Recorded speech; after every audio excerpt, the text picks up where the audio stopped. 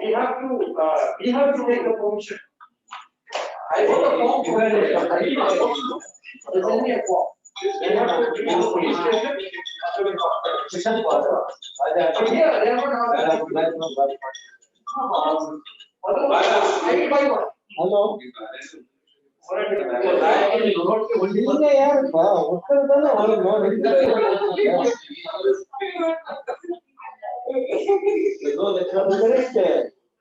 Already also check பண்ணிட்டே நீங்க வேற வந்துட்டீங்க நான் ஒருத்தருக்கு ஃபோன் பண்ணேன் நான் ரெண்டு பேரும் ஓ மியூட் பண்ணி ஒரு நிமிஷம்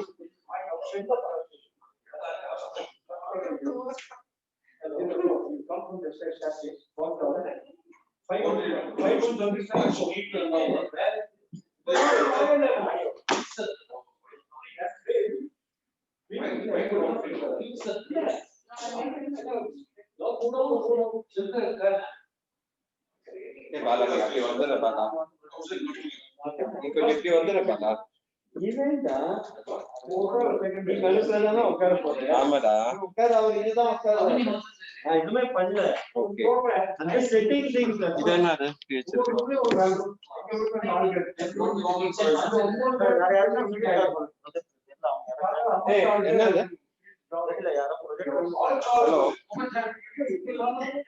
Hello.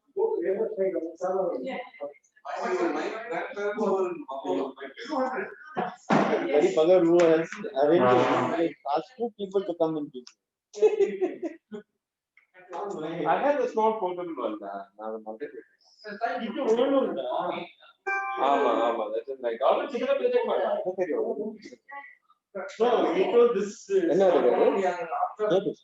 Oh, it is a play party. Alla mongudile irundhe pen drive play pannidiyala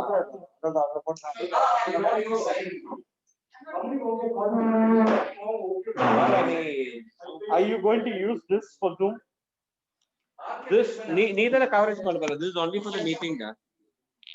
No, if you have that I will. Yeah, I will only nee ena host akidra nee ena host akide. Hi Bala.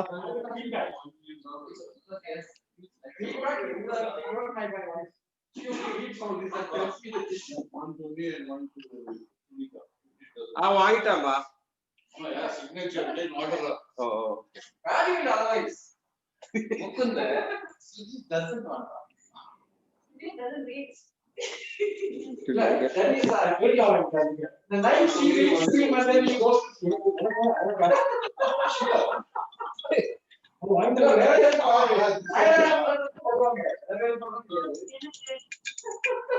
Hello. अरे हाँ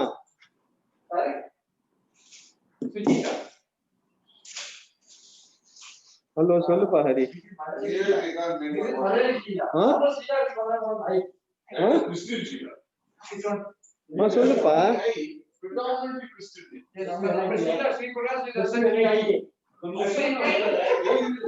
hello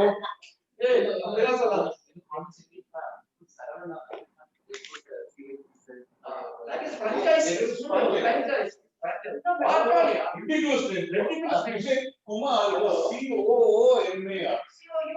Some HM is also. But one thing is the original spelling of that is the this book I don't know. I have not given you. I think. No, I have not got this. You written a book. Yeah, that's so much. It's a fantastic book, bro. Okay. If you want to know anything about Indian chemical industry, read the book. Okay.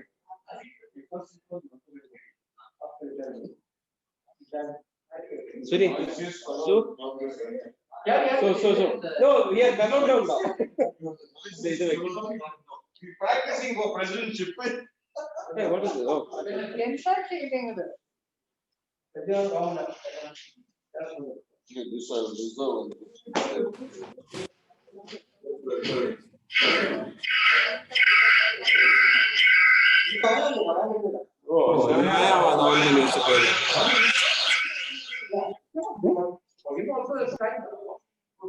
the meeting is on. எதுலங்க கொஞ்சம் இருங்க இங்க பேசும்போது இதுலதான் இதே போன போதும் வேற நாளை இந்த இன்டர்ஃபியரன்ஸ் ஆகும். Keep this here, then recording also I can pick it up the phone because last time people were complaining voice is not coming. Hello. Hi. Bala, please cut out the audio from your this thing. Audio கொஞ்சம் cut பண்ணுங்க.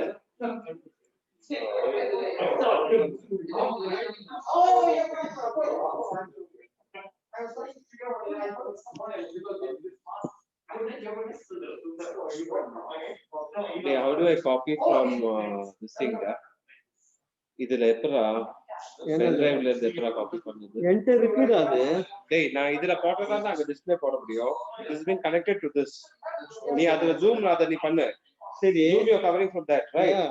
I'm from here. I'm playing that. Which one? What he has given, Yeah. That even I have.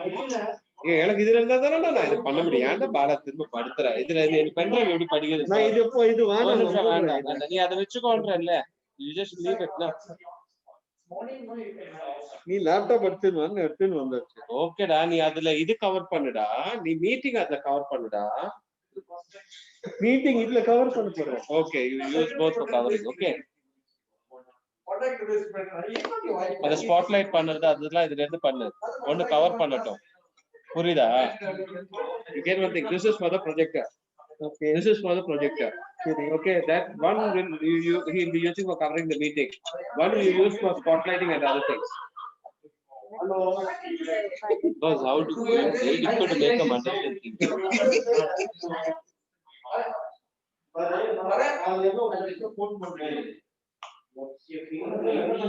Ranjit.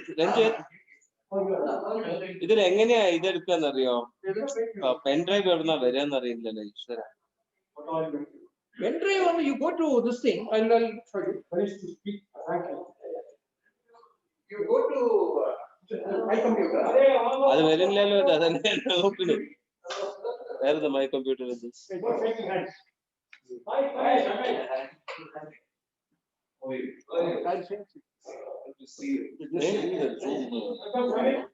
Link.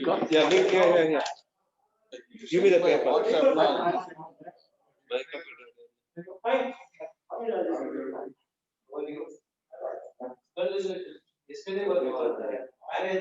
Just send me the phone. Easier. Typing what? Send link all of those present. Send me the group link. Extra contribute. Yes. Oh, hello, Maxi.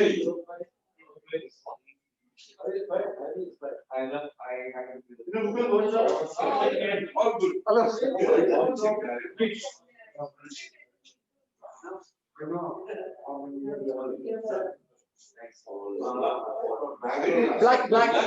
Black ink again. Yeah.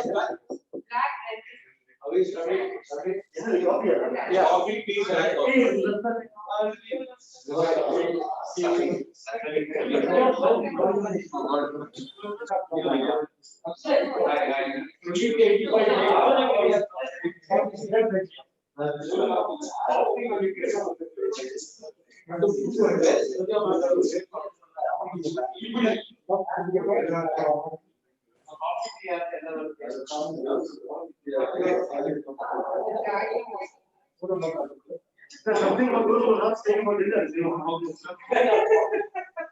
There are a few of us.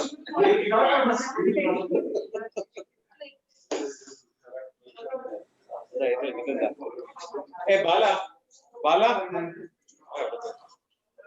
Sir, ஒண்ணு பண்ணுங்க. இதுல connect பண்ணிடுங்க. இதுல இருந்து அந்த இது பண்ணலாம். எனக்கு இந்த பென் டிரைவ் இதுல எப்படி பார்க்கணும் தெரியும். Hey, Magdum, you know how to open the pen drive from this, sir? Okay. In this computer? Open right, just right click there. Wait a minute. Maximum. It's a different thing. How to open that? I put the pen drive here. How to open that? You open it. You show here. And now I'm copying it in the power. Poverty. 2 coffee.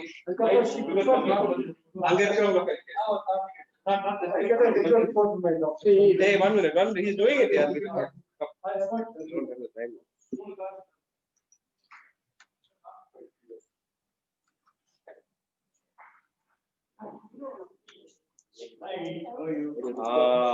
Yeah, that's right. Medical. No. USB drive. No. Look that. Okay, right, thanks, man.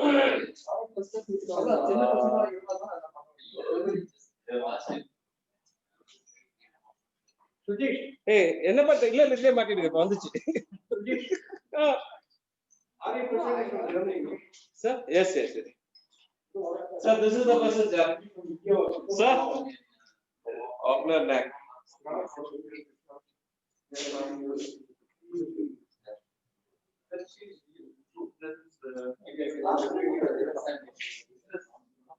Okay, Bala, you start covering the meeting, please. Once nothing has come started, please wait. Hey, Bala,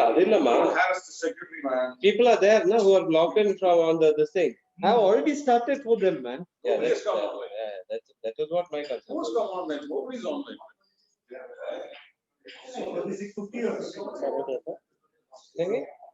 Nobody's online. Venkatesh BB is online. What are you saying? Venkatesh BB is online. Arun Purana is online. See, Balu has come online. Oh, see, Balachandra say hi. What is your thing that Venkatesh is coming? No, he's very much here. Yeah, we're just setting up the videos. Give us some time, Venkatesh. Just give us some time. No problem. Please maintain social distancing. Okay, now it's freedom. Yeah. Okay. Now it was time to his thing. The induction, the after secretary is according to the induction. I asked Shaman. 1 second. Bluetooth on pannu. Kana Bluetooth on pannu. And the one that I set it there. Keep it there. He can't. People at the back can't hear it. Come on, please. I'm keeping a speaker for them. You can't touch this. I'm sorry. So this is for the projector. I said. For Zoom, I said, please use this. Why don't you understand, Baba? Please. This I said very clearly. This is for the projector. Why are you pushing it off?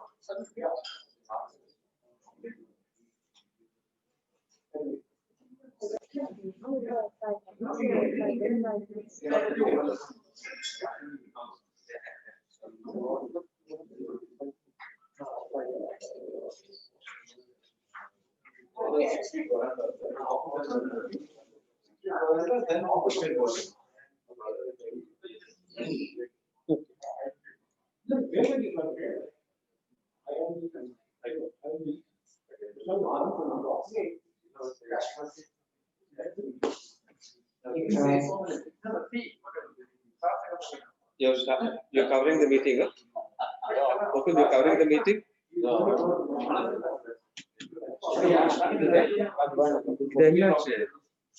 இது கொஞ்சம் போடுறா நாங்க வெப்பேன்டா அப்பதான் இது cover ஆகும் இதுல cover ஆகும் பேசுறது எங்க கவர் ஆகும் இது அதான் உங்ககிட்ட இந்த சைடு வச்சா நீங்க I'm giving this to him and going there.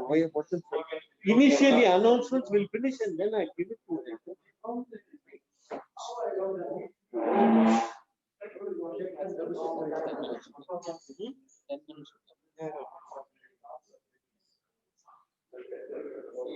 I made it forward. Now you got it. So you can cover the meeting. Okay. Yeah. As of now, he's sitting here. No, he'll be sitting here. Where the speaker coming? Speaker, I have kept it. Speaker is over there. Last time. Who's the coffee? Mine.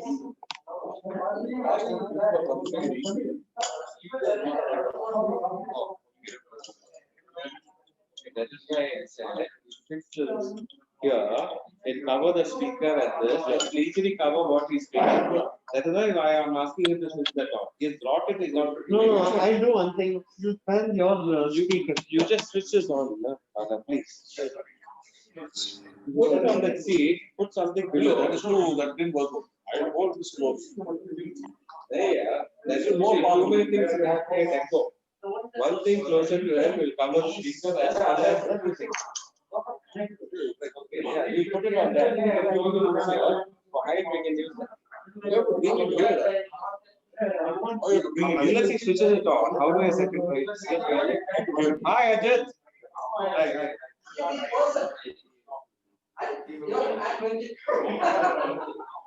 But I just everything automatically. I thought you were 5'7", now you are 6'2". Yeah, I did that. First row. Okay, don't make us feel bad. Kind of slightly Sir, you must be knowing. Anyhow, meet the person who joined after you.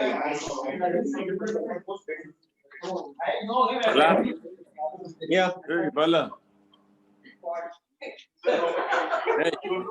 Hi. என்ன பண்ற mask எடுத்துட்டியா ஒரே நிமிஷம் ஒரே நிமிஷம் பாரு யாரா வந்துக்காங்க பாரு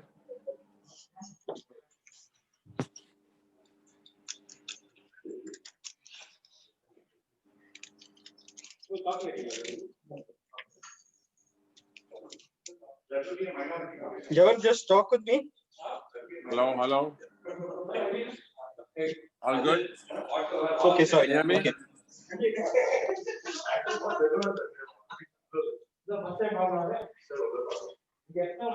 Mukund, can you connect your Bluetooth onto mine? I'll disconnect. Can you connect your Bluetooth? I'll keep it there. People can hear it then. This one now. Any difficulty switching it on? Which one, Please, kindly switch it on. I'll set it up there. Please. We have only 10 minutes. Please. Let us not expect. Right here next to Oh, this is over everything. This is power. Is there anything wrong in trying that out? Hi. Hi. Oh, Mr. Daddy. Oh, what is this issue with this? You're going to keep it here. No, you are going to hold it then what do you want? I don't understand. Yeah. Why does he want that? What? This won't catch the top. Okay. He's saying he wants it here. So it's close. Okay, fine. Just see. Can you see all the participants? Yeah. Yeah. Let's also. Let's set it up. Okay. After that, Is it fine now? It's straighten. It will. Yeah. Can you see the screen properly? No. You have to lift it like this height to see the screen. Okay, now. Is it feasible? Not feasible.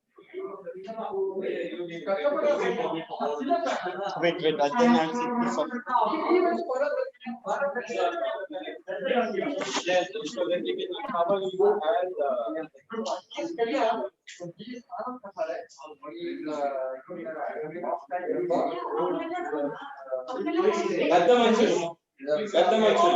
and he is into plastics and he is doing extremely well, exports and he is doing the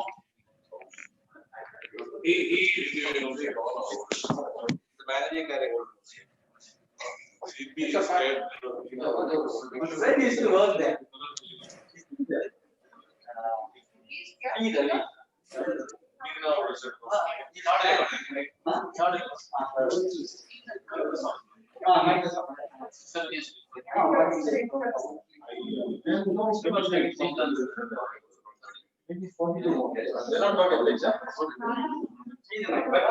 Sini on, Okay,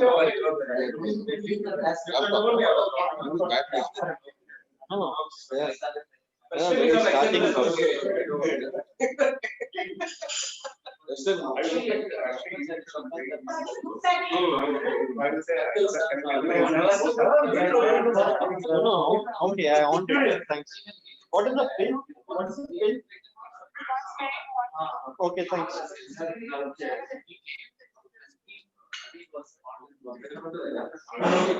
Where's the camera? Camera, when I speak, so I should speak into that. Yeah, you could sit over here. Okay, you could sit here. Look at this and you can point to the screen. Then the mic also attached. And the only Zoom guys, they complain. But some people are very good.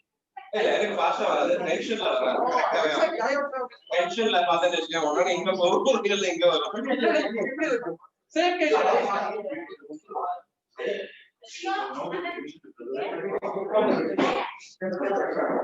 Then Rotarians, another 5 minutes for us to start the meeting. So.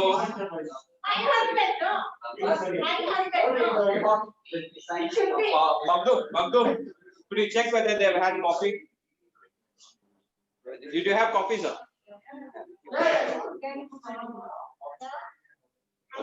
Bala. You want to? Okay, that. Hi, Chandru. Before introduction of the speaker, I said. Hi, Mani. Hi. Oh, as a speaker. Hi, Ravi. Hi, Chandru. Balchandar.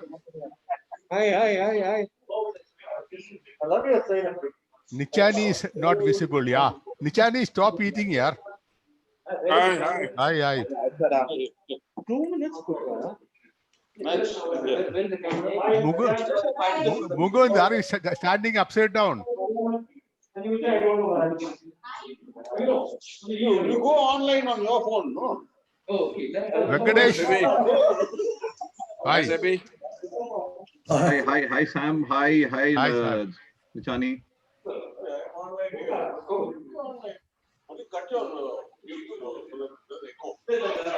Hi, Sheshadri. Hi, Sam.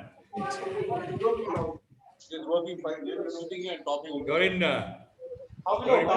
Kerala, no? Yes, Cochin. Cochin, oh.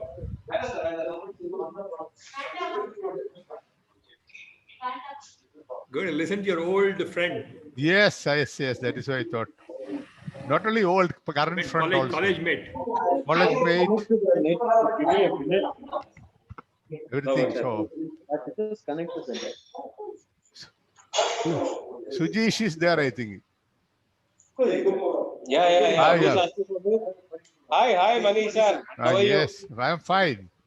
Okay, nice to see you. And Mugund Vedapudi seems to be standing upside down. Yeah. Hi. Turning around. Mukund is covering it on the handset. Yeah. Going up and down. Yeah.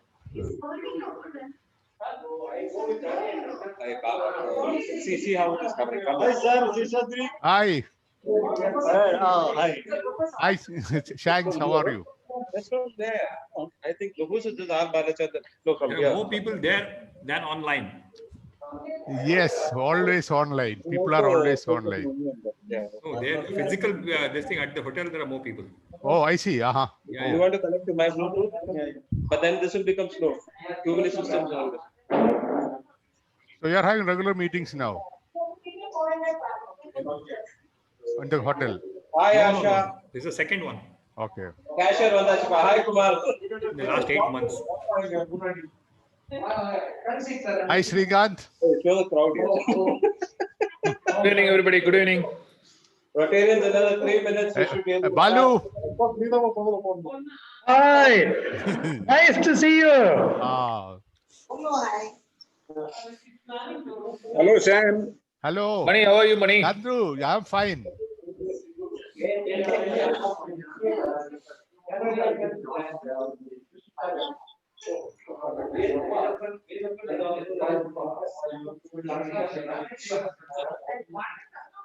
That's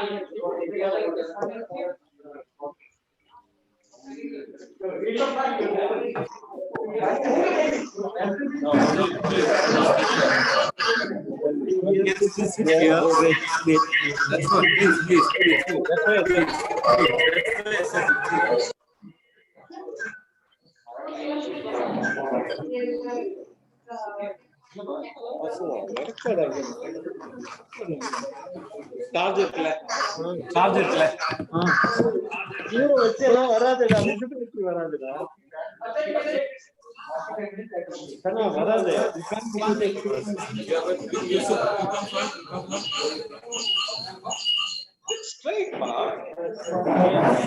said, no, you're not covering it. Not through the screen, you have to keep it here. I'll cover from here, Papa. You are so in the screen. That is there. Let him talk. That screen, I will take from here.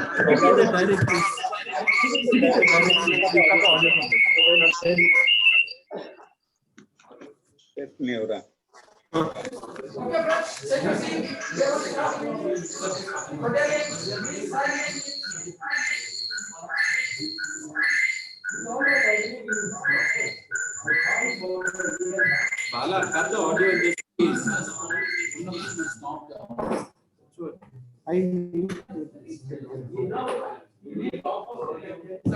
Please. Bala, because he can't cover.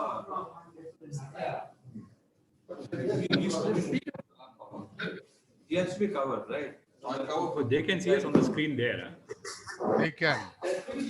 How do I know whether I'm being seen or not? I have to look like this. So that I think has to be. Mukund will be. No. Just press Balachandra. Not that. The other one. Let us be clear. One minute. This is going to be for a different purpose. Now you're going to cover the screen from that. You forget this screen. I'm telling you, please. You do it there. You are visible. Can you move a little bit forward? Yeah. Move to the left. Yeah. Okay. Just look over there. You can see Sam. Yeah. You can. I can see your face. Okay. If you can see my face. Yeah. And where is the presentation happening? On that. Controlling from here. You look at it. Yeah. Great. Fantastic. So you can see it here. Right. Introduction. How it will be, he will talk to Mukund.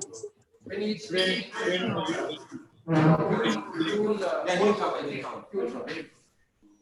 for us, I think we should see his lights. And I'll sit or I'll stand. No, sit. Okay. Hey, my Bluetooth was there, man. Anyway, I think we can start off. Bala, please come see. We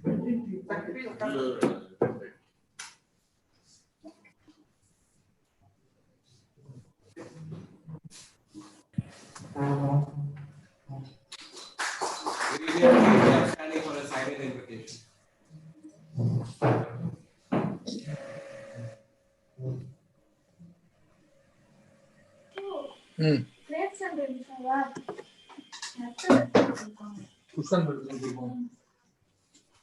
Meeting of the Club of Madras South is called to order.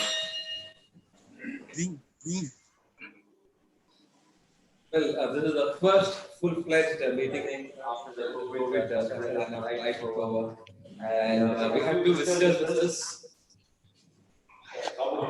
Mr. Ramakrishnan and Mr. Sai, they are the Apollo governors of Mr. Sai.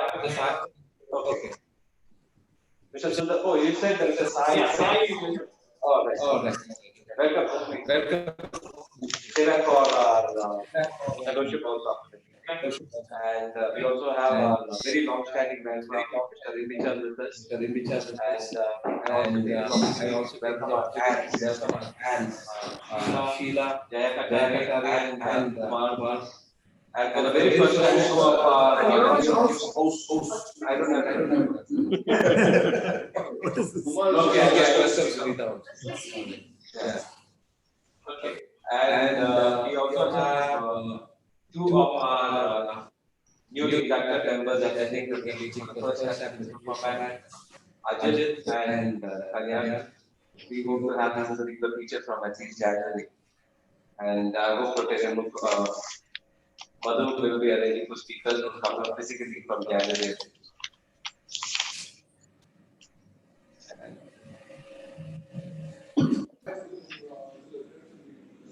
Over for the secretary's announcement. Okay. 8th of November. 8th of November was wedding day of Judge Anne Jasri and Rotarian Prakash. 13th was the wedding day of Anne Vijay Lakshmi and Rotarian Balasubramaniam. 14th was the wedding day of Anne Mariam and Rotarian Imbichamat. 15th was the birthday of Rotarian Sarvana. Thank you. I see, they say the audio is not loud enough. So when you're speaking, I request you to slightly raise your voice. Now we have another very happy moment. We're going to induct Mr. Shyam Picha. And I request Rajan. Before he inducts and introduces Shyam, there's another business task. He's going to release one of the books. Yes, please.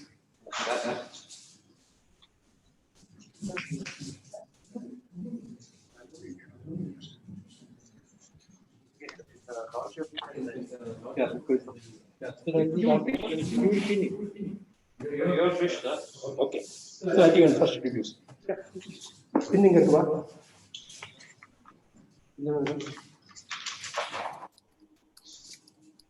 Okay.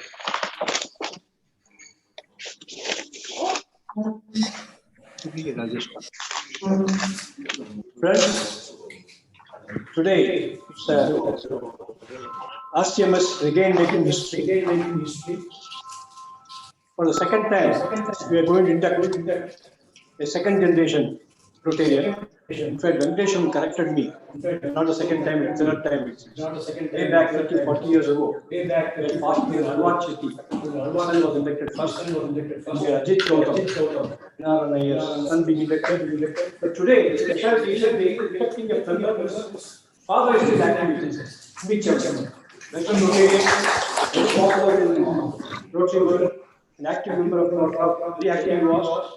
In fact, I learned a lot from him about organizing events inside that.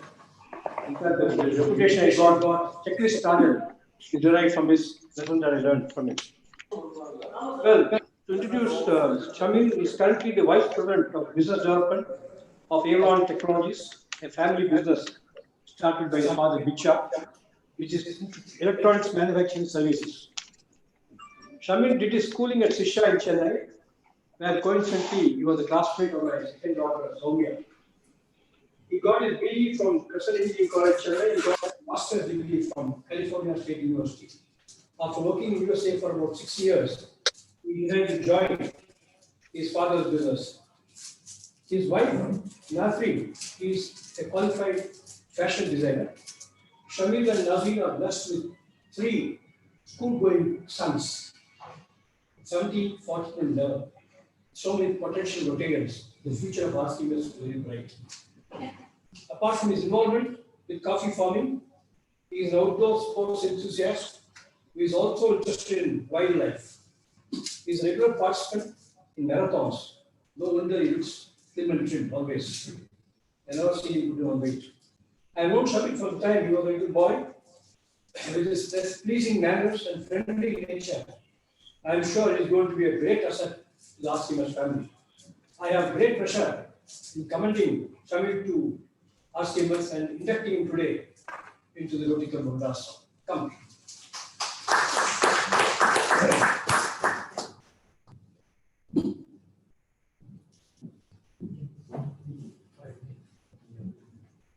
So that I can acknowledge your face.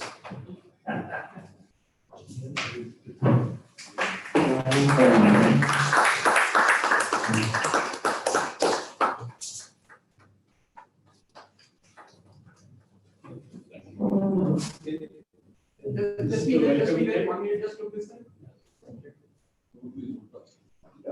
Oh, sorry. Okay. Okay. Now you have to buy a table for the. 2 copies of 7.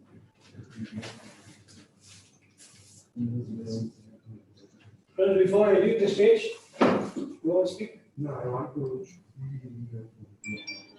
Yeah, please come. Sorry, I forgot to show. Wait. 100%. Come. Sorry.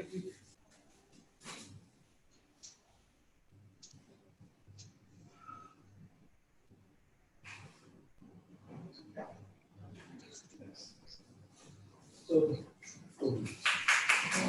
I've been a Rotarian last 48 years. In all access, first starting from the West, then Bangalore, then India, like a beach, I can and now, not 30, 40 years back.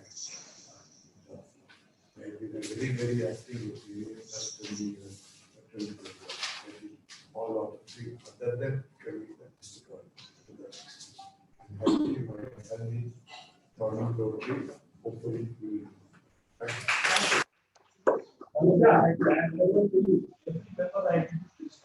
Becomes a president. Future president. Okay, friends, before I leave the stage, third here back to oh, sorry. Thank you, fellow Rotarians, proud to say. It's been Rotary as a member, it's a new thing, but I was just asking that when did you become a member? He said before I was born.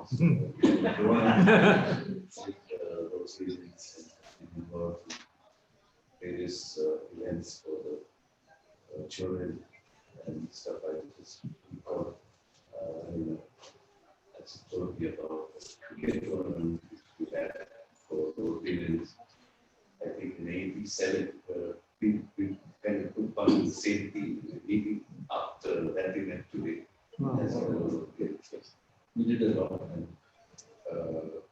I can distinctly remember a lot of that's interest in Rotary was the idea of doing something good and doing it with good people around. So I think that's what I gathered from just watching all of it. I look forward to that time spending. Exactly. One more thing. His grand uncle, Hassan Koya, is a great Rotarian, and he has been a Rotary governor for twice. And for 2 years, one he was regularly elected, and the other time, in the absence of another Rotarian elected governor, he has been asked to step into the governorship because the other gentleman could not take up the governorship. So Rotary International asked him to take it. So of course, our Hassan Paya was the governor when our CV Jal was elected as the governor at Calicut. So we will not forget the Hassan Paya or London.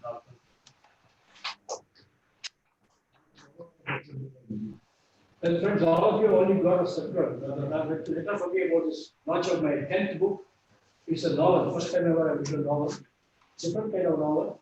And what is not mentioned in the circular is for the members who are priced at 290. I'm giving to our members for 200 rupees. Already some of you have bought it. Those who haven't bought it, I'll be happy to you. You can also pay me online or all. I'll send the copy back over here. Thank you. And that book has got a free return policy. That is if you return it, it's free.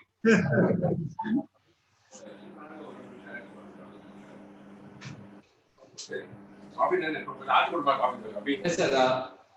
I now request Rtn Madhu to introduce Rtn Shankar.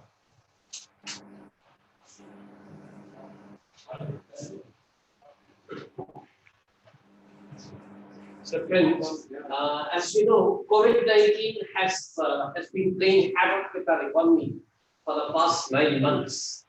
Now, what are the prospects of an economic revival? We had the benefit of Rtn V Shankar's analysis some 6 months ago.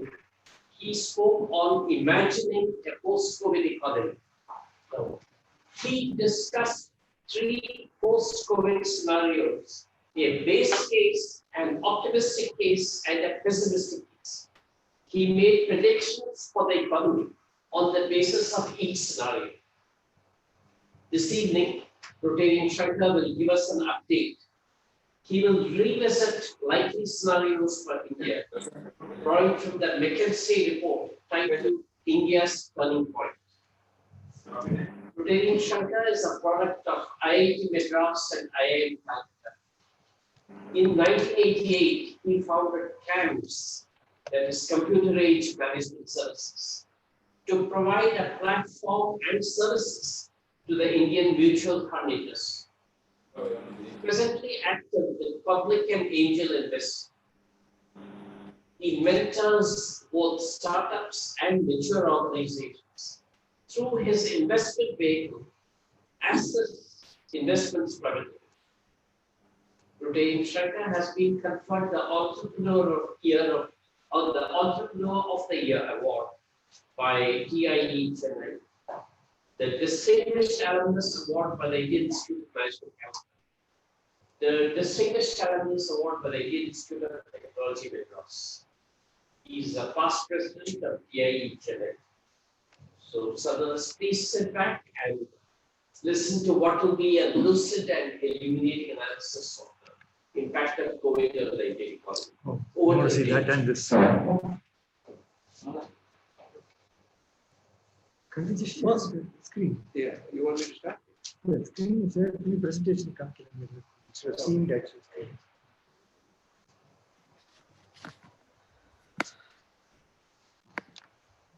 Secretary Bala, is it possible for Shankar to move to where you were sitting?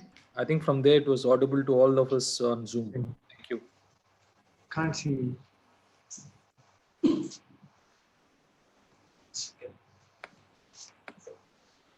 Because you are covering. Can they see? Can the people on Zoom see the presentation? Yes, yes. Yeah. Yeah. No, I can't see Zoom. No, this you can see it here. That is a different. Okay, okay, that's it. We can see behind you, Shankar. Why are you showing the screen? No, this is not covering this thing. Mukund is covering it. Please be assured that Mukund is covering the. He's That's okay. That's okay. I have a printout. Don't worry about it. You can see it here, sir. I can see that. The moment you want me to shift screen, you please. Oh, it's not visible. Mukund has to spotlight it. Please spotlight Mukund's.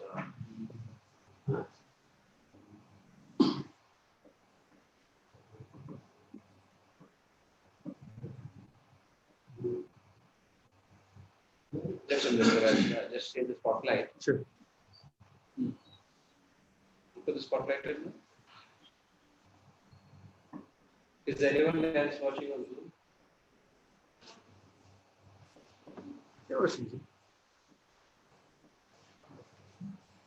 Okay, good. Audio to be correct. Put the phone on. My phone is on. I've been spotlighted. There is coming. No. I think the light on top stopped. No, man. You just have to highlight me. That's all. Yeah, Mukund, just put the phone there. Which name is your to Which name? Mukund.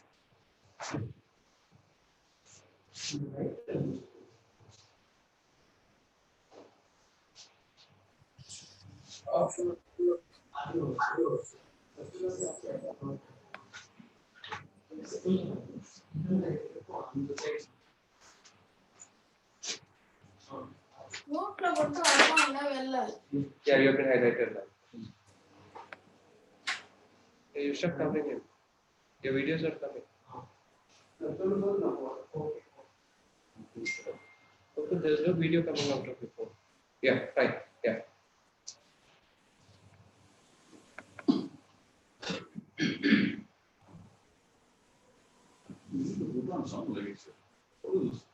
This is fine, yeah, good enough. Can't see anything here. That's okay. We'll do a roll call at the end. You can see. Are we ready to go? Yeah, please. Thank you, President. Good evening, Rotarians, on Zoom and in person. Sujesh, I wanted to thank you for having a physical meeting. We are so hungry for doing something in person now after 9 months that really I'm grateful that I'm able to come and meet old friends after such a long time. It's a bit disconcerting, no, Mukund? Okay. Parole, yeah?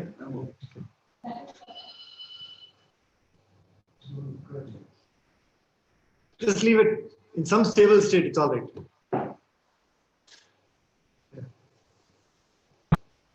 So, Rotarian Madhu asked me for some strange reason to speak about my views on the economy. I think there's so much uncertainty surrounding things that anybody's views is as good as anybody's views. So let me start by looking back at the presentation that I made some months ago, 6-7 months ago. And as Rotarian Madhu said, there was a base case and there was a pessimistic case. I'm not going to talk about the optimistic case because we are actually close to the base case. At least in India, we are close to the base case in the sense that things are sort of moving along, neither worsening nor becoming any better. Except for Delhi, perhaps there is a bit of a situation there, but most other places in the country, even though case count may be going up and down, the actual effect on the ground is not terrible. The Western world, on the other hand, seems to be going through much more of a nightmare. So I would say that they are much closer to a pessimistic case in the sense that winter lockdowns have started in most countries. UK, where my son used to live, he just escaped from the UK and came to India, I think a week before they started the lockdowns. And in most of Europe, it's like that. And I suppose that through the winter, it's going to be like that for them. Because they'll all be huddled together, can't really go out anyway, it's cold. So things are going to be quite bad. And travel, as you can understand, is I think business travel for sure for the next 2 years is sort of, you can put a stop to it. On the other hand, I do find personal travel, as a friend of mine came from Coimbatore to Chennai yesterday. I was saying that the flight was absolutely full. So personal travel is doing very well. People are going to meet families and so on. But business travel, as we all know, unless it is mandatory, people are not really getting by with Zooms and so on. So that is where I think we are in terms of revisiting where we used to be. And certainly by no means is it an optimistic scenario. But I will also say it is not a very terrible scenario either. And why I'm saying it's not terrible, I'll come to in a minute. Now, how do we go ahead from here? There are 3 basic factors that determine what happens to us going forward. One is the government response to the virus and the slowdown and the economy slowdown. The government has responded in different ways over the last 6-7 months. There was an initial panic, shut everything down and, let's just freeze everything so that things don't become any worse. But as time passed in a couple of months, I think the data started coming in.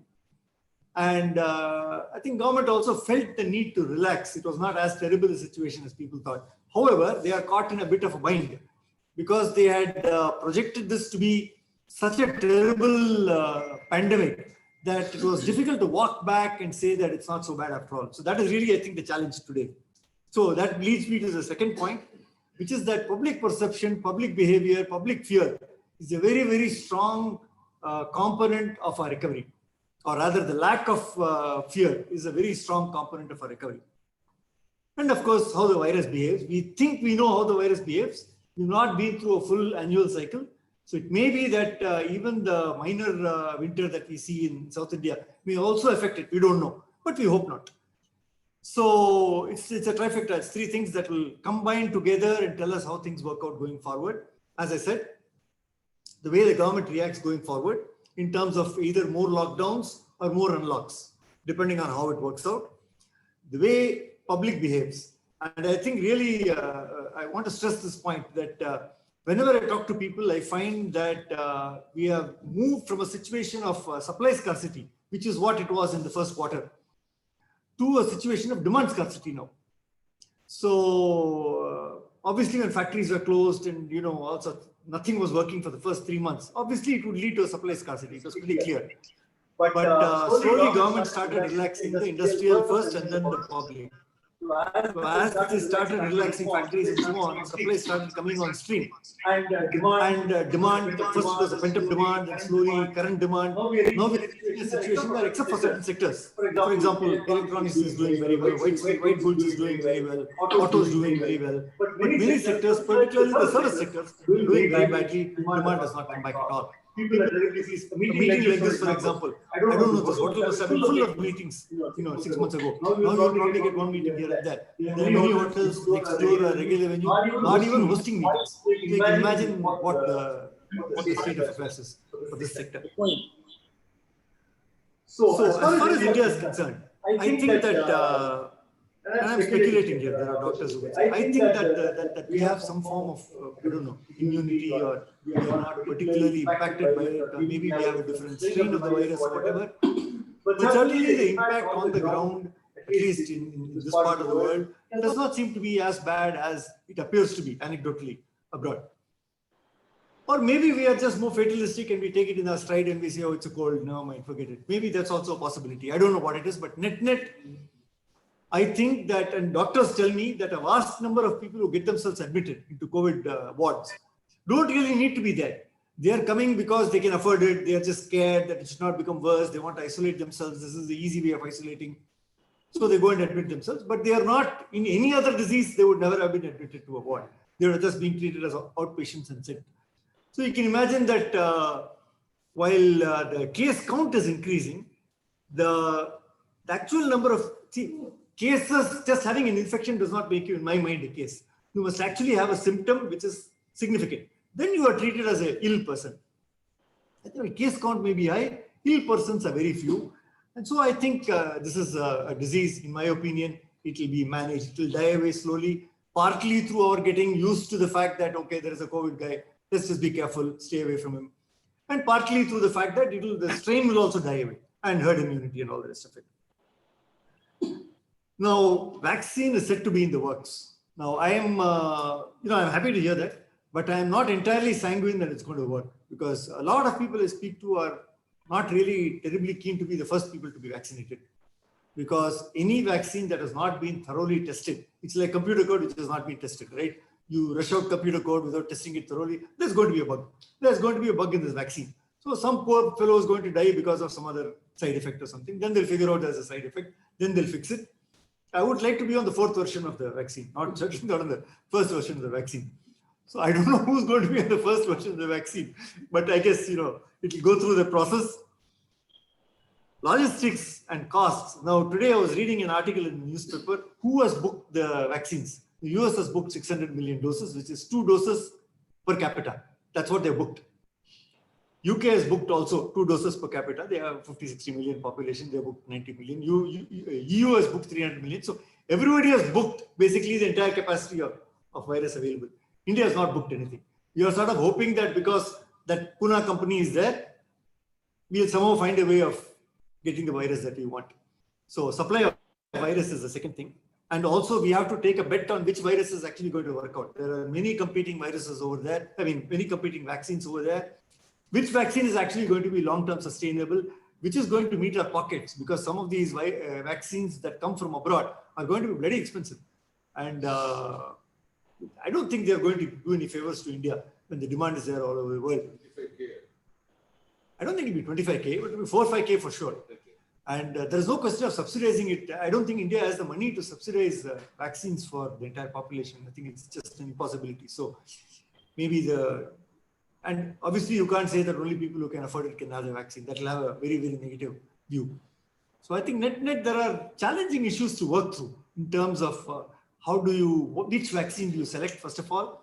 Second, how do you manage the initial rollout so that you can pull back at the first sign of a reaction or of a side effect. Thirdly, the logistics of a large-scale rollout. It is not easy. You have to transport it only at a very severe negative temperature, -30, 40, etc. Our cold chain is not particularly impressive. Okay, we do have cold transports, but we don't have excess cold transport. So we don't have suddenly adequate cold transport to take it from some place all over the country in large numbers. It's going to be a challenge. So with all of this, I am not really foreseeing that the vaccine is really going to. I always felt that before the vaccine comes and becomes material to us, we will actually reach herd immunity.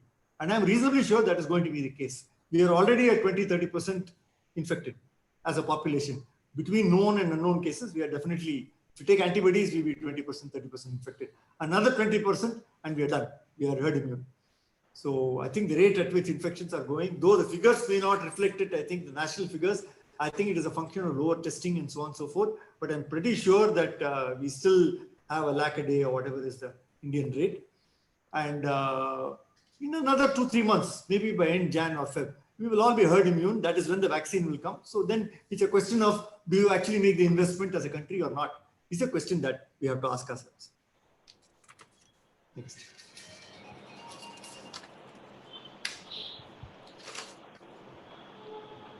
See, I was talking about public behavior as being a key determinant of the recovery of the economy. If I see public behavior today, there is a barbell. You know, barbell is a typical economic model where there is a big lump of people on one side, big lump of people on the other side, and nothing in the middle. So we have maybe 80-90% by numbers of population who don't care. They are just going and doing their own thing, right? Many of them don't even wear masks. They go to Kumaran silks, they enjoy themselves. All that stuff is happening. It's about 80-90% of people.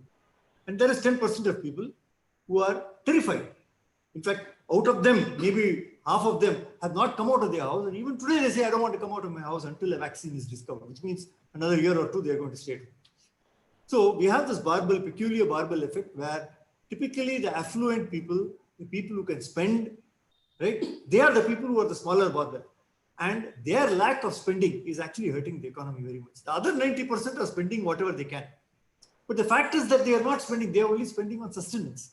They spend on their food, they spend on their bus fare to come to work, etc., etc. That's all that they can afford to spend. The people who have the discretionary income, the people who can go to restaurants, the people who can go for potentially for movies, people who can buy white goods, etc., etc. These people are the 10% and they're sitting at home. They're terrified of what will happen. And I think that is really hurting the economy. I think government must take the blame for that to an extent. I think when they, initially I understand that they were extremely conservative in their messaging. They wanted everybody to stay at home, all that is fine. But within a quarter, it was amply clear that at least insofar as India is concerned, it's not such a bad virus. They should have started diluting the message and they should have started giving confidence to at least those people who are not in the danger zone, people who are below 65 and so on, are not in the danger zone. So the messaging could have been that if you're not in and around older people, please go and do your thing. Just be careful, wear a mask, but go and do your thing. It is not a catastrophic thing. That messaging has been absent. Even today, in my mind, it is absent. They're trying to, by proxy, do it by saying, I will allow more flights, I will allow this, I will allow that. Inferring that there is a latent demand on our part to go and consume those services without generating the demand by giving us confidence. I think that is the problem. So simply giving supply to us, saying there are more flights, hotels are open, 50 people can go, 100 people can go. But on the other hand, you're also indirectly messaging saying, oh my God, it's a terrible disease, be careful. So it's a contradictory messaging. And I think that is the challenge. It is going to take a while for the government to walk back completely and give confidence to the right demographic set to go out and start consuming services. Every restaurant meal that you skip, okay, every such event that you do not have is really a nail in the coffin of the economy, because these are all fixed cost businesses. A hotel is a fixed cost business. A restaurant is a fixed cost business. An airline is a fixed cost business. Each time a passenger fails to travel, a passenger cancels, you're just putting a nail into the coffin till at some point it will become irrecoverable. I have a good friend who's in the hotel industry. He was saying that in another 2 years, he expects 50% of hotels to change hands because those owners just can't cut it anymore. So there'll be a distress sale. They will sell it to somebody. Some big PE firm will come, clean up and buy, 1,000 hotels all over India. That is what will end up happening, unfortunately. And I think we keep talking about government stimuli. Government can stimulate supply. That's all that they can afford to do. They cannot stimulate demand. They cannot make us, you and me, they cannot give us money to go and eat in a restaurant. Though I must tell you, the UK has tried that. They did give a 50% discount or some substantial discount to people who are going to eat out.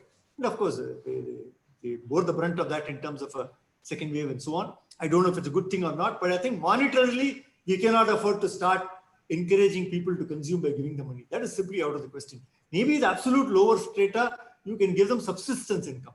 But you can't go and tell people who are already wealthy that I will give you more money in order to go and buy something. That's unsustainable. So I really think that public behavior is going to determine how soon or how slowly we come back as an economy. So government now, from its actions, though not from its words, is clearly placing economy ahead of the virus. They're doing so in actions, but not in words. That is the contradiction that at some point they have to resolve. But at least they're doing that. I'm happy for that. Better late than never. As I said, the problem is on the demand side. They have done some stuff like you can use your LTA to buy white goods and so on, which is a nice thing. But once again, in a typical government manner, what they give with one hand, they take away with the other hand. So they put so many conditions around that finally, I don't know if it is of any practical use or not. But the thought is good. The thought is good. There is a recognition that demand has to recover. And ultimately, the demand can only come from people who have the money voluntarily going and spending it. It cannot come in any other way. And so you have to create conditions for that. Next. The question I ponder about, and which everybody asks me because they think I know in some way, is what is this with the stock market? Why is the stock market again 0.5% more today? What is happening to the stock market? And I don't know. Honestly, I don't think anybody knows. I have a thesis. The thesis is this, that we have grown up to believe that in some way the stock market reflects the fundamentals of a business, right? That if a business is going to do well, the stock market will lead it perhaps a little bit by saying that, okay, it's going to do well next year. I will price it in and I will buy and sell for a higher price now itself. But that I think is no longer true. I think it is just shares of a company no longer reflect the performance of the company. They are just commodities. I'm buying this for X rupees. If I can sell it for 5% more, I don't care what that X is. It can be 100, it can be 500, it can be 1,000. There is no inherent value for this. I'm just buying it because I think I can sell it at a higher price. That's how commodities work, right? Lots of things work like that.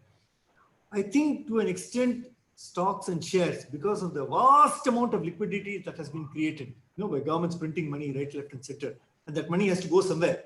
You cannot put that money in banks, you cannot put that money in bonds, you cannot put that money anywhere else because they all give you zero return or negative return.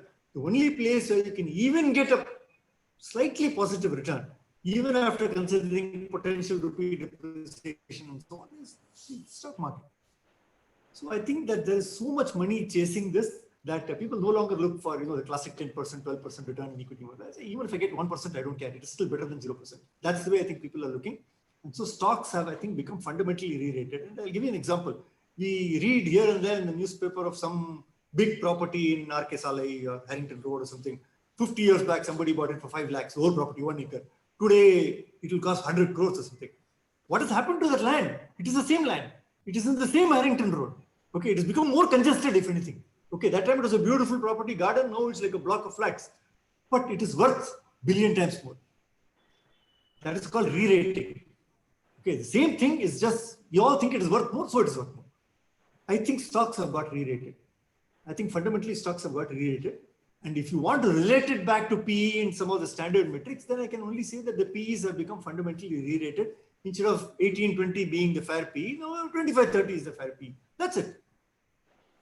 The other explanation is that the market knows something which all of us do not know, which is that the economy is suddenly going to boom. I don't know. I'm not seeing evidence of that. I think there is a lot of pain in the economy, which is going to play itself out over a period of time. It's like they call it medically induced coma. They put people in coma so that the body can recover over a long period of time. Like the economy is in that stage right now. The economy is in the stage where it has been put into a long road to recovery, saying that don't catastrophically fall. We keep printing money so that you recover slowly and hopefully the growth will exceed the problems that happen in the economy. So that is how it has been put in. We have to see how that transpires over time. Next. So it is true that many sectors have started doing very well, right? The auto sector for the last 2 or 3 months from August, the auto sector has been doing very well. August sales were as good as August of 2019. September and October were higher than the corresponding months of last year. And leave aside the first quarter, but the September, October period, November period looks like it will do much better than the corresponding period last year. I'm talking about passenger vehicles. And the reason is pretty clear. I think people are moving, if they can afford it, they're moving away from public transport to private transport. So, and the same thing in the used market. If you speak to anybody in the used market, they will say that used market is in fourth gear now. People are going and buying cheap cars, right, left, and center. So with two-wheelers. And if auto does well, then ancillaries, etc., etc. Bear in mind that passenger auto industry represents a very large portion of manufacturing in this country. Maybe 30-40% of manufacturing in this country by value is represented by auto. So to that extent, manufacturing has recovered, you can say. Retail in the last season, the last 1 month, retail has picked up strongly. All the portals have done extremely well. They have beaten their past records. I myself am an investor in a couple of e-commerce companies. Those companies have done record highs in terms of sales. Whether it is revenge sales, whether it's pent-up sales, whether it will continue, time will tell. But the fact is that if you take the last month or two, retail has done extremely well. Petrol consumption is said to have recovered and exceeded last year's corresponding figures. So petrol consumption is an indicator of people moving around, right? So if petrol consumption is back, that means people are traveling, and petrol is not a transport item. Petrol is an individual transport item. So two-wheelers use petrol, many cars use petrol. So petrol consumption is an indicator of human activity. And if that has increased, it means human activity is going up. Not to mention the fact that the tax out of petrol is enormous. So that is a big source of revenue back to the country, which was zero in the first 2 or 3 months. The problems, however, are that the MSME sector and the service sector. MSME sector is flat on its back. I think once again, we will see lots of casualties there. There are many schemes that are intended nicely. I mean, the intention is very good of trying to revive them. But the fact is that MSME sector is a risky sector. And as a lender, even if somebody gave me a lot of money and said, go lend to the MSME sector, I would be worried about lending to the MSME sector because I don't know if I'm going to get the money back.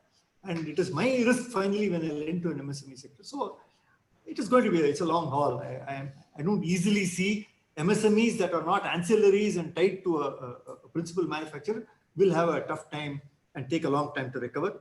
Hospitality, travel and tourism is destroyed. I think I don't see anything happening for a year or two. Nowadays, airlines have started saying that they expect normal travel to start in 2024, not before that. So they're really talking long term. I don't even know what airlines will survive in the world at the end of all of this, because there will come a point when governments will say, we pull the plug, there is no British Airways anymore. There's no Emirates anymore. It's gone. There'll be a bunch of other airlines which will take over, and they'll all be, low-cost airlines, no services available. You go, you pay for your seat, you pay for your toilet, you pay for everything will be paid for. It will be a Ryanair model will become the prevalent model. Next. See, we forget that the Indian economy was actually doing quite badly before COVID. So the base effect is there. See, it's not as though because October was a good month relative to October 19 that we have done in absolute terms much better. Actually, October 19 was a bad month. October, November, December, the economy was doing quite badly. In relation to that, we are better. I'm happy for that. But in absolute terms, if you look at the big picture, the youth of this country has to be employed, which means the economy has to grow absolutely at a certain rate every year, which is about 8-9%. If that does not happen, then we are going to have more and more unemployment amongst the youth. I think we are nowhere near that. We are nowhere near a situation where the economy is growing fast enough to keep our youth of our country employed. And this is why when I'll be talking about the McKinsey report, but these are the points that they make. They're saying that, see, today you have a crisis and you have a political dispensation which allows you to take hard decisions. The labor reforms were done, the agri reforms were done. All these were done under a gun, but they are done ultimately. That there was no opposition in the parliament is incidental. The fact is they are all now laws and they are all fundamental reforms. If they are education, new education policy, these are all fundamental reforms. Our problem as a country is that we create great acts and great policies, but the execution on the ground to make it happen is very poor. The ability to think through the detail and make sure that whatever you intended is actually happening at the grassroots has always been very poor. That is my concern for these acts, that we will not actually get the benefits that was intended through these acts. So as I said, there is also a production-linked incentive scheme, which is a fantastic scheme. Basically, what it says that take an existing manufacturer, you are at 1,000 crores revenue, for example.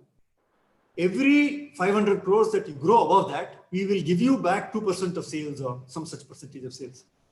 That's a fantastic, because the only way you can grow like that is through export.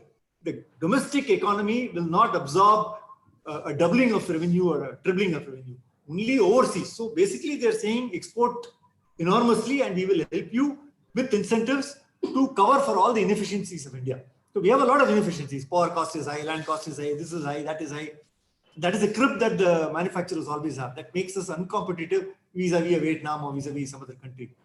They're saying we will correct for those inefficiencies, but only if you sell abroad. I think in the electronics sector, Foxconn, a couple of companies, Apple, these people have come into India intending to manufacture millions of phones for export to other countries, not for India. And that has come only because of the PLI scheme. Now they extended the PLI scheme to a few more sectors, auto and so on, so where we already have an edge. For example, in auto, we have scale already. Two-wheelers, we have great scale already, world's biggest scale. It's very easy to motivate these companies to start going abroad on the strength of an incentive scheme. Next. So 4 sectors, as I said: electronics, already implemented; auto and components; pharma and EVs has just been announced. Now, the auto and components I have no issue with. We are fully self-sufficient there. We have a scaled industry. We have world-class industry. Pharma, the concern is that, you know, every medicine has got something called an active pharmaceutical whatever, API, ingredient, active pharmaceutical ingredient. That's called the API. The API is actually what is the thing that cures your disease. Everything else is a filler. So it's like taking a bit of sugar and putting it in water. The water is the carrier. The sugar is what makes it sweet. So there is an API. The APIs are all imported from China today. Nobody makes APIs here. All we do is import the API, bulk it up into tablets, package it and sell it. So that's our domestic industry. Hopefully we will get into a situation where we actually start making APIs. That is where the true value lies. And the entire world is dependent on China for that. EVs, again, with electric vehicles, batteries, basically the sole source in the world is of course, US is there, but they're very expensive batteries. China is the sole source of motors, of controllers, and of batteries. All that we do over here is we bring all those things, we put them together, and we sell it to, maybe ruggedize it a bit, and we sell it to India. We have to get into battery models that do not use lithium. The other problem is that China has a lock on all the sources of lithium in the world. Everywhere in Africa where there is lithium, they've gone and bought up the mines. So it's basically one of the largest, and there are a few other rare metals. They are basically a monopolist in those rare metals. So we will be always dependent on China for lithium batteries. But there are other technologies available, and we have to try and figure out a technology where we do not have to depend on China, where we have some other source of the raw material for the battery. IT services, we are already clearly a leader, but we have been falling back a little. And we need to figure out a way to re-establish our leadership in IT and AI and cloud and so on. Agree. I'll tell you, the most ridiculous thing I find is Punjab grows rice. Okay, nobody in Punjab eats rice, but they grow rice. Why do they grow rice? Because there is something called a minimum support price. The minimum support price for rice is very high. So the farmers grow rice and they give it to the government. Government takes it, keeps it in godown, and it rots.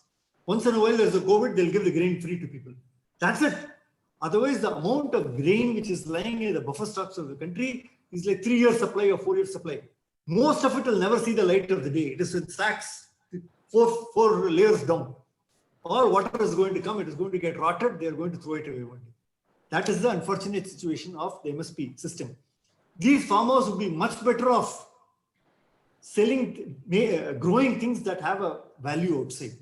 Okay, there are lots and lots of exotic vegetables, for example, things like broccoli, mushrooms, lot of demand for it outside the country. But they don't make it because they do not have a vehicle to sell it. If they make rice, there is a mandi right over there. All you need to do is put it in the lorry, take it to the mandi, dump it there, and you got your money. If it is any other product, you have to find your way to selling it, and you know it's a complicated situation for life is far more complicated. This act seeks to bring market forces to agriculture. So the market will hopefully some large company, let's say Pepsi or whoever makes fries, let's say McDonald's, goes to a farmer and says, okay, in this area, I'll buy up all your potatoes for the next year, right? And this is the price I'm willing to guarantee. Just sell your potatoes to me. Potato, McDonald's potatoes have a specification. They don't buy any potato. They will tell you this potato and you have to plant this potato, I'm guaranteeing your offtake. That is the sort of partnership that will really help farmers to become market linked. Today they are not market linked at all. They are just producing whatever the government is willing to buy. So this agri reform, and there are many other things. You can take tomatoes, for example, process tomatoes, make it into puree, make it into sauce. So many things are possible, but we don't do all of those things. We should do them and we should sell them abroad. Medical tourism. I think that there is a virtuous cycle between medical tourism and hospital infrastructure. The more we encourage medical tourists to come to India, the more there will be an impact. We don't even have to look outside India. Every spice jet from Calcutta to Chennai, if you ever traveled on it, you will find it's full of Bengalis and Assamese who are coming to Apollo Hospital for. Apollo Hospital is basically part of Calcutta, the way it is now. All around you will find only Bengalis. So that is medical tourism for you. And it has helped the economy of that Nungambakam area.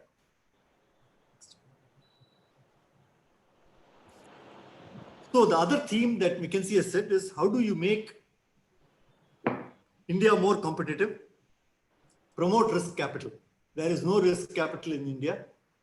People invest in equity only because they think they are going to get a guaranteed return, not because they're taking a bet on any company.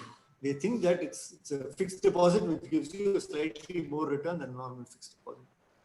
There is no, anyway, I don't want to go into it, so we're already running past time. Solve the distribution. Yeah. So, there are lots and lots of low-hanging fruit. Power. We all know that half the power in any state is stolen or given free or whatever to farmers. The rest of us who sit in houses end up paying for the entire power system, half of which is given free to farmers and some percentage of it is stolen. So that's how it is. The problems are well known. The solutions are well known. What is absent is the will to put the solution to the problem. I don't know. That is a political situation. I don't know when it will happen. But reality is that some of these things have to happen if we have to get back in an 8% long-term growth path. This year we will, in the year 21-22, people will say we grew by 8% over 2021. Of course you will grow by 20. You will grow by even 15% over 2021 because 2021 was such a bad year. If you say, will I grow by 8% sustainably and reach my 5 trillion, even after a year I'll reach 5 trillion after 2 years? I don't know. There are a number of things have to be done. And I hope that they all get done. I don't want to say I'm not confident, but I certainly feel that a lot remains to be done. Skip 2 slides. I think some ideological changes are required. Yeah. I think we have this feeling that large organizations are somehow bad. If you look at the layering of benefits for small enterprises, there's a micro enterprise, small. Each small enterprise gets some benefit, but the benefits fall away as you become larger. So fundamentally, an entrepreneur would rather have 2 small enterprises than 1 big enterprise which has scale. Because as he becomes larger, a lot of his benefits go away, his loans become more expensive, etc. etc. So he says, why should I become large? Let me just say small, and in my wife's name I'll open another one. In somebody's name I'll open another one. He has a bunch of small enterprises.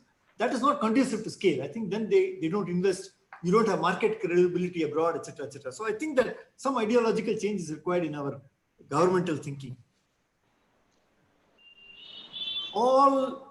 Any change obviously will be resisted from within government, and we do not really value.